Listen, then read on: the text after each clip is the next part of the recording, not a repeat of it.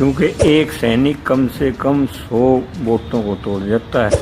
71 की लड़ाई लड़ी है, 65 की लड़ी है, 62 की भी लड़ी है। 62 वाले हमारे पास कुछ कम जिंदा होंगे। वो इसमें जवानों को तोड़ने के लिए, इस धरने को समाप्त करने के लिए पूरा प्रयास कर रहे हैं। अगर नहीं दोगे तो गवर्नमेंट बाद में पछताएगी, तो फायदा कुछ नहीं होगा।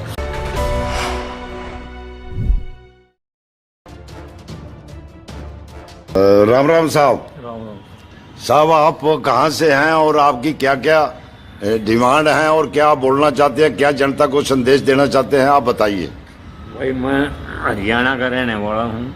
मेरा डिस्ट्रिक्ट रोहतक है, गांव बोड़ंद है, मैं वहाँ से आया हूँ। मेरा रैंक ऑनरी कैप्टन है, ठीक है। उसके बाद जो है मैं सेना से 97 में रिटायर हुआ हूँ। मेरी भारत सरकार गवर्नमेंट से यही प्रार्थना है कि भाई हमारे जो सैनिक भाई बैठे हैं अपने हक के लिए, उसे गवर्नमेंट पूरा किया जाए।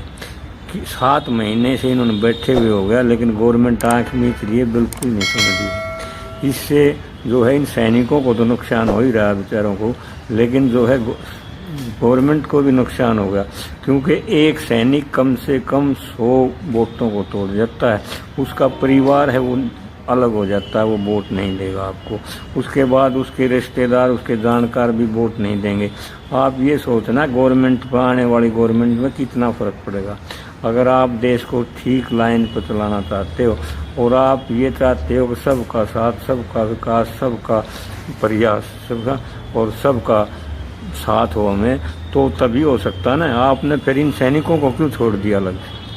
ये उसमें नहीं है सेना में। आप ये जो रिटायर हो जाता है उसकी कोई वैल्यू नहीं। इसका मतलब भाई उसने भी अपने समय में इस देश की रक्षा करी है। 71 की लड़ाई लड़ी है, 65 की लड़ी है, 62 की भी लड़ी है। 62 वाले हमारे पास कुछ कम जिंदा होंगे। तो आप ये देखो ना, वो ब्लू स्टार भी को भी दबाया है, ठीक है। और उसके बाद JNK में भी इन्होंने अहम रोल कराया है, अब भी कर रही है सेना। तो वह भी तो रिटायर हो पाएंगे, फिर उनकी भी कोई नहीं सुनेगा। इसका मतलब तो ये हुआ कि रिटायर और ऑन सैनिक सर्विस में आप फर्क करने लगे। और ये गवर्नमेंट ने करना नहीं चाहिए। गवर्नमेंट ने एक ही नज़र से देखना चाहिए सबको, क्योंकि अपने टाइम उनने भी इतना खून की कुर्बानी दी है, इतना ही परिश्रम कराया है, ठीक है। जो आप कहते हो कि इतना प्रयास और सबका समर्थन, सबका जो है साथ और सबका विकास तभी तो होगा जब आप इनको साथ लेकर के चलोगे। अब आप इनको साथ ही नहीं लोगे तो कितना फर्क पड़ेगा गवर्नमेंट के ऊपर। फिर वो गवर्नमेंट कहाँ रही? गवर्नमेंट वो होती है जो सबको एक जैसा देखे, एक जैसा करे, ठीक है। अभी अफसरों की तो बढ़ा दी, और इन्होंने क्या जुल्म कराया था। जबकि लड़ाई के अंदर आप जाते हो, ठीक है, गवर्नमेंट जाती है। अभी मोदी तो ज़्यादातर जाता है, जवानों से मिलता। सबसे ज़्यादा लोड लड़ाई का कौन लेता है? JC और OR। अफसर तो बहुत थोड़े होते हैं। वो ऑर्डर लाते हैं, गाइड करते हैं, आगे लड़ना, कार्रवाई करनी, प्रयास करना, सफल करना उस चीज़ को। तो किसका काम है? कौन सफल करता है उसको? JC जो साथी लाकर खड़ा रहता है।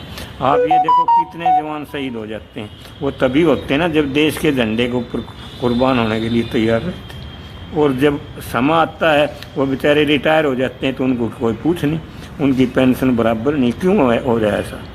जबकि हम नहीं कहते कि अफसर को क्यों दे दिया, ठीक है, उसका हक था वो ले लिया, लेकिन हाँ इनका भी तो हक है। इनको भी तो उस तरह से रखो जिस तरह से अफसर को रखेगा। किसी भी पूरे वर्ल्ड की सेना में ऐसा दुर्व्यवहार नहीं होता कि भाई सैनिक जो OR JC है उनका अलग मामला और उनका अलग। इतना फ़र्क नहीं होना चाहिए। इस फ़र्क को कम करके इनकी सुनी जाए और इनको जो भी हक है वो दिया जाए। अगर नहीं दोगे तो गवर्नमेंट बाद में पछताएगी, तो फ़ायदा कुछ नहीं होगा।